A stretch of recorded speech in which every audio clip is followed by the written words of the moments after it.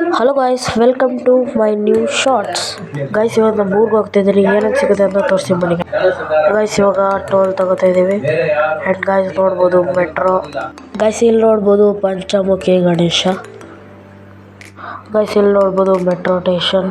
Last metro station ಇದೆ. And nice ರೋಡಲ್ಲಿ ಹೋಗ್ತಾ ಇದ್ದೀವಿ. ಇಲ್ಲಿ ನೋಡಿ ಗೈಸ್, ಅಪಾರ್ಟ್ಮೆಂಟ್ ಎಷ್ಟು ಸಕ್ಕತ್ತಾಗಿದೆ ಲೈಟಿಂಗ್ ಜೊತೆ.